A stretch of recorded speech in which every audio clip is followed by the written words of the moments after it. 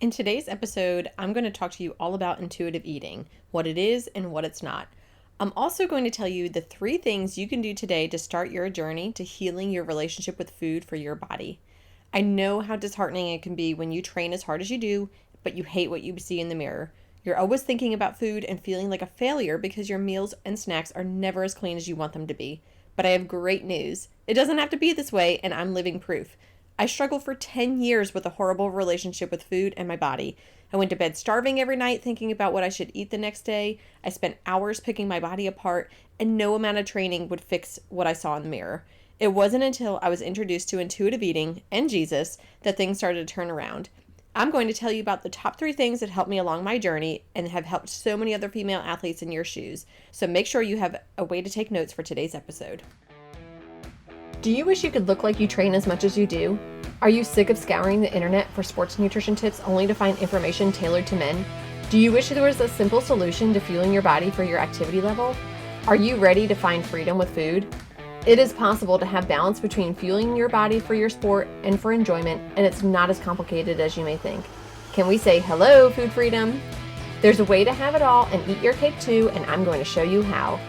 Hey, I'm Kristen, a former multi-sport athlete, a sports dietitian, personal trainer, and Jesus lover.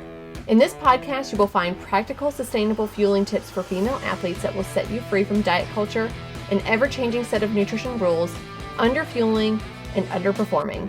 You'll learn how to put together a fueling plan that works for you, that doesn't require all the rules, tracking every morsel of food you consume, letting food consume your every thought, with Jesus at the center of it all. If you're ready to find a sustainable nutrition plan that works for you with your active lifestyle and is tailored to your unique physiology, break free from diet culture, and finally feel comfortable in your own skin, this podcast is for you. Whip up that smoothie, lace up your shoes, and let's jump in. Hey everybody, so today we are going to talk about how you can cultivate a healthy relationship with your body and with food.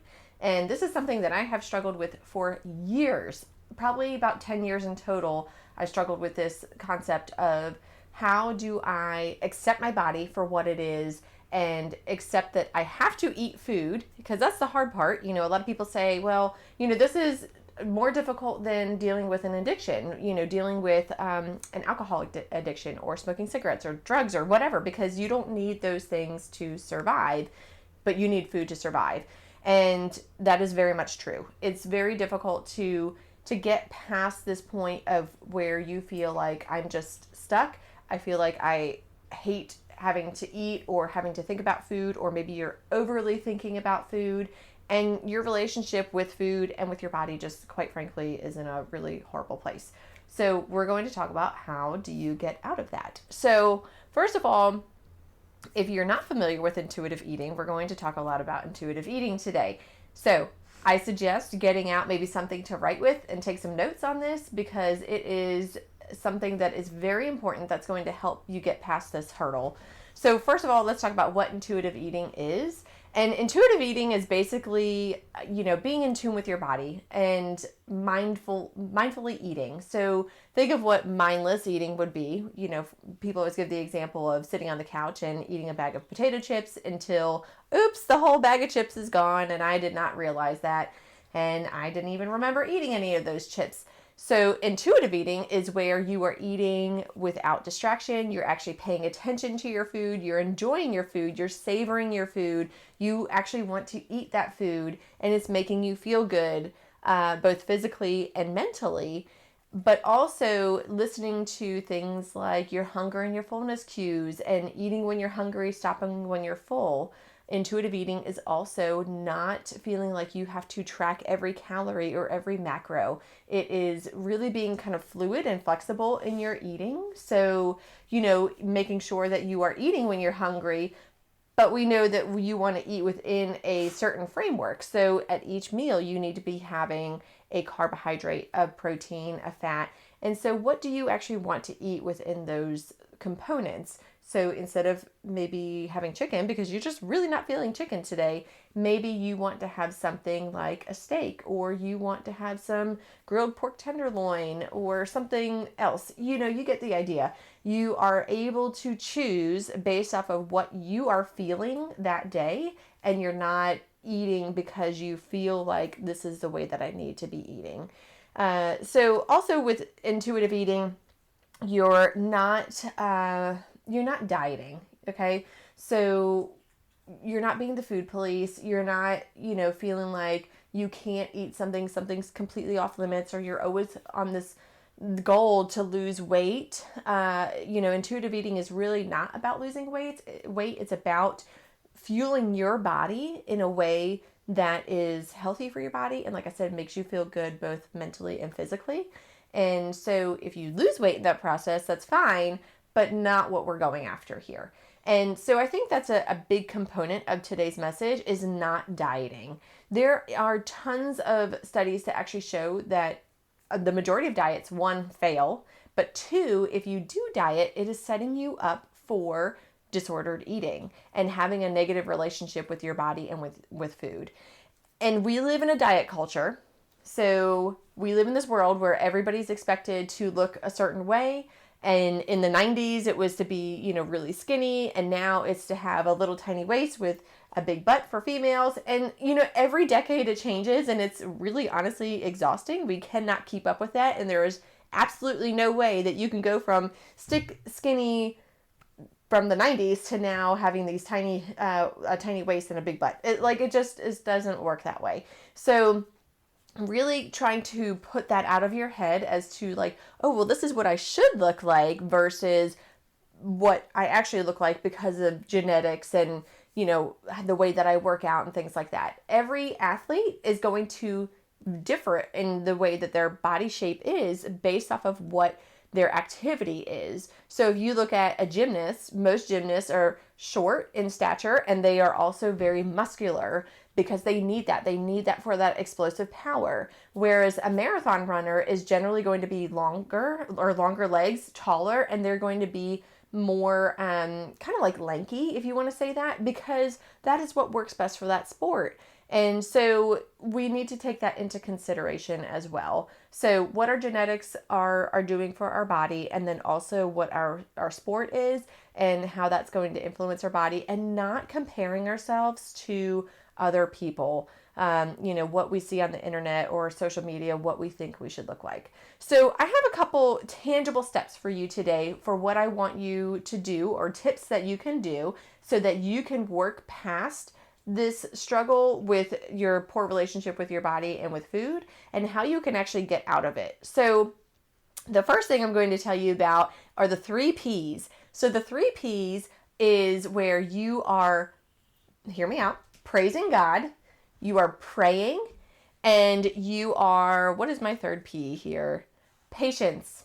Patience is a huge thing. So let me explain this. Praising God for what you have, praising God for your body, praising God that you have food to eat, praising God that you are able to do things like you're able to run or lift weights or whatever your sport is.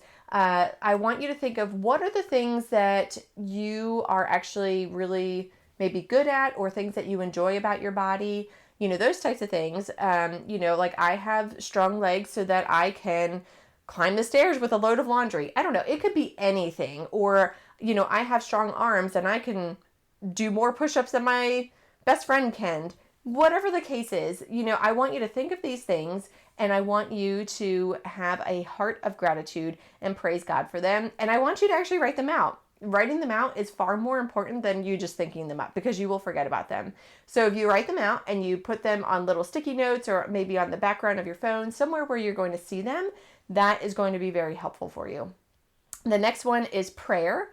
So prayer is something that you can do at any point in the day where you're feeling, very dark, lonely, upset. Why don't I look this way? Or why can't I just eat normally? Whatever the case is, pray to God. And then also, I would actually pray before you eat your meals. This is something that you can do where it's going to actually kind of slow you down a little bit, where you don't just dive into that meal. You're not even paying attention to it. You're not even thinking about it. You're not enjoying your food. It's actually making you have more of a posture where you are able to eat that food. You are able to enjoy that food. You're savoring it, and you're eating a little bit more slowly. So the next part, the third P, is patience. And I throw that in there because all this takes time. For you to work through having a poor relationship with your body or with food, it takes time, and it takes patience and doing things over and over again. And even when you feel like this is totally not working, I am just screwing this up, nothing is helping, it actually is, but it's messy. It's a messy progress. So imperfect progress is better than no progress at all, and we want to celebrate that. So the 3 P's, remember that: prayer, patience, and praise. Okay, so the next one is working through the hunger fullness scale. So if you're not familiar with this, imagine you have a scale of 1 through 10, and 1 would be that you are not hungry at all. I'm telling you the opposite. 1 is where you are starving. So 1 is where you could eat your arm off. You are so hungry, you're hangry, you have a headache, your stomach is rumbling, you feel like your stomach is eating itself. 5 would be where you are just satisfied, and that's where you could eat, but you probably don't need to make it to your next meal. Or maybe you you just ate and you're like, I feel, fine. I don't really need to eat anymore. That would be a 5. 10 would be where you are overly full and you feel like, I am so full I could puke right now, or I need to unbutton my pants. I just don't feel good. And so there's all the numbers that are in between. So what I would recommend people to do is to start eating when you're at a 3 or a 4. So that's when you are starting to feel the first signs of hunger. So maybe you're starting to feel a little low on energy. Maybe you are getting a slight headache, or you're getting a rumbling in your stomach, or you're getting kind of like a taste for food where like, okay, I need to eat something. That's your first sign of hunger.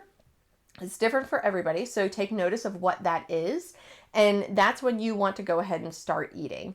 I encourage you to stop eating somewhere between a 5, 6, or a 7. So a 7 would be a comfortable fullness. You kind of have that comfortable fullness in your belly, like, oh, that was a good, satisfying meal. I feel pretty good after that. So somewhere in that 5, 6, 7 range is where I would recommend stopping your meal. And if you get to, let's say, halfway through your meal and you're like, I'm still really hungry, go ahead and keep eating. But you may get halfway through your meal and feel like, I'm actually really not hungry anymore. That is fine. If you feel satisfied, then you could just save it for later. So that is step number 2, is the hunger fullness scale. Step number 3 is for you to actually enjoy your food. So what I want you to do, there's an activity that I want you to do. You don't have to do it right now, but if you have food with you and you want to do it, go for it. So what you're going to do is you would do this without distraction, and you're going to take a piece of food. It doesn't matter what that food is. It could be something that you really like that you wouldn't normally have. Like maybe it's chocolate. Maybe that's off limits for you. Or it could just be your lunch. It's just, whatever you have, that's fine. So what you're going to do is you're going to look at your food and you're going to examine your food. You're going to look at it and, notice the texture, notice the color of your food. What does it look like to you? Does it look good? Does it look unappealing? Whatever the case is. Next, you're going to smell your food. So just bring it up to your nose. What does it smell like? Does it smell sweet? Does it smell salty? Does it smell good? Does it smell sour? Maybe it smells gross. I don't know. Whatever the case is, notice what the smell is. And then you're going to take a bite of it. What does it feel like when you take a bite of that food? Does it crunch? Is it soft? Is it mushy? Whatever the case is, you're going to take notice of whatever it feels like when you bite into it. Now you're going to take notice of what it feels like when you chew the food. Does it release, saliva? Do you got to get that like sour pucker in the back of your mouth? Does it taste really sweet to you? Is it delicious? Maybe it's gross and it's not something that you want to continue eating. Whatever the case is, you're going to take notice of the taste. Now you're going to swallow the food. What does that feel like when you swallow the food? If it's something warm, you can usually feel it going down your esophagus. Is it, something crunchy and it's hurting? Whatever the case is. Now, after that, you're just going to kind of think about that food and think of the experience of that food. And was it a good experience? Was it pleasurable? Or was it something that was not so good? And this is something that I would suggest that you actually continue to do with all of your meals and snacks, and try to eat without distraction as much as possible, which I understand is completely boring, but I guarantee you will actually get more satisfaction out of your food than if you are eating with distraction. And I have noticed this myself plenty of times. If I'm doing something like looking at my phone or, talking to somebody, or I'm looking at a book or a magazine or my computer or whatever, I am distracted and I actually don't even get the flavor out of my food. And then I go back and take a bite and I'm like, I don't even remember those past 5 bites or however much it was. I promise you will get more satisfaction out of your food if you wind up eating without distraction, again, as much as humanly possible, and paying attention to your food. So research actually says that you can get satisfaction out of food out of the first 3 bites. So that means if you have a craving for something, your first 3 bites are where you're going to get the most satisfaction out of that food. So I would definitely recommend not distracting yourself in the first 3 bites. So I encourage you to take these 3 steps. Like I said, the 3 P's, which is praise, prayer, and patience. Number 2 would be to do the hunger fullness scale. And number 3 would be to really sit with your food, enjoy your food, and eat without distraction, and go through that checklist that I numbered out for you. So with these things, it's going to help you to get a little bit more into the intuitive eating side of things. And this is something that I really work with all my clients on, is intuitive eating, combining that with the science of sports nutrition, because you really need both. So if this is something that you are struggling, I want to invite you to my program, which is called the Sustainable Sports Nutrition Academy. This is an online course where you work through it at your own pace, but I teach you basically all the steps that you need to know from A to Z in terms of sports nutrition, but then also working through some of that intuitive eating piece of, how to better your relationship with food and with your body, but also at the same time, knowing how to fuel your body for your sport. So it's a very comprehensive program.